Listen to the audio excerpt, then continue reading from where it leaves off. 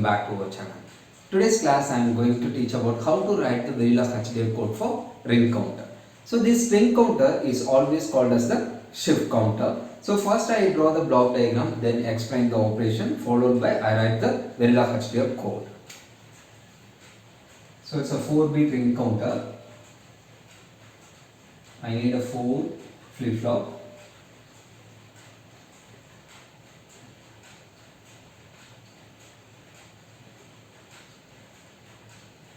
So it's a common clock.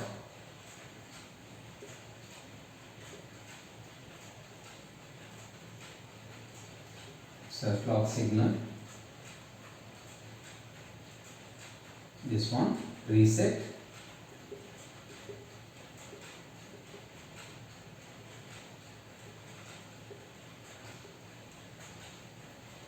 It's the input values.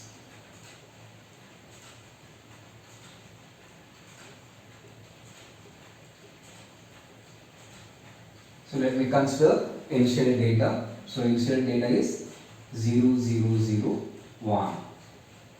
So after applying every clock pulse, this value is shifted in a left direction. So this 0 goes to here. So now this value is 0, 1, 0, 0. The next clock pulse, again this value goes to here. So this 0, this goes to here. So 0, this 0 move to here, 0, this one shifted to here, 1, this 0 move to here. So after next clock pulse, this 0 goes to here, so 0, 0, 0, 1.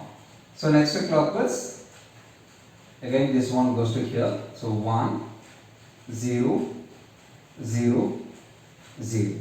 So likewise, this counting process is continuously doing. So it's a basic concept of ring counter or shift counter. So now I am going to write the Verilog HDL program using the block diagram. So first write module, then module name, ring 4-bit. So 4-bit ring counter. So within a bracket, mention what are the variables used as the input and output. So in this diagram, we have 3 signals. First signal is clock, the next one reset, the next one Q. So these 3 signals are used in this block diagram ring counter. Then next one, so Q means this one. So Q1, Q0, Q1, Q2 and Q3. So it's a 4-bit value. Then assign the input variables and output variables. So input, clock and reset. So these 2 signals are considered as a input signal, clock and reset. Then output, so rich 3:0. Q. So it's a 4-bit value. It represents in a vector format 3:0. Then rich 3:0 A. So this A for temporary purpose. Then always at positive edge clock. Positive clock. So here the operation will perform based on the positive edge clock pulse if reset. So in this counter, if reset value equal to 1. So if reset value equal to 1. So in this case, the counter initial value is 0, 0, 0, 1. So it's the initial value of the counter. So if reset equal to 1, so in this case A value equal to 4 tick B 0, 0, 0, 1.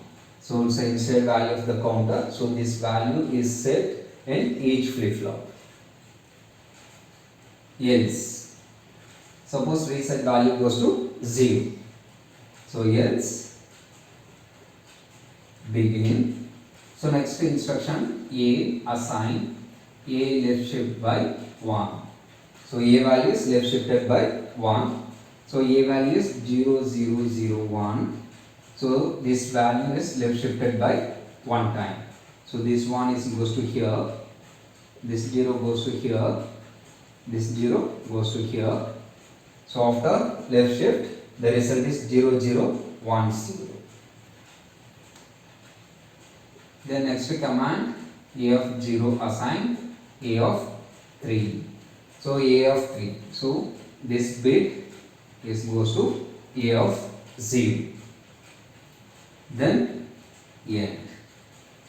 So here after first left shift, the result is 2. So initial value 1.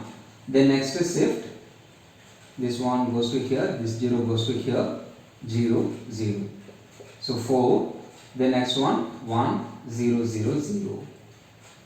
So 8. Then after left shift, suppose we cannot use this instruction, after next shift, so all values said to be 0. So here A naught equal to A of 3. So this A of 3 value is goes to A of 0. So after that, so this A of 3 is goes to A of 1. Here the value is 1, 0, 0, 1. Then again start to shift the content in left direction. So this process is over. Then assign Q equal to A, then N module.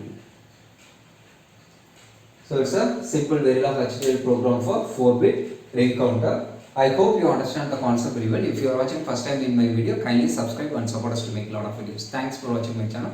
Thank you.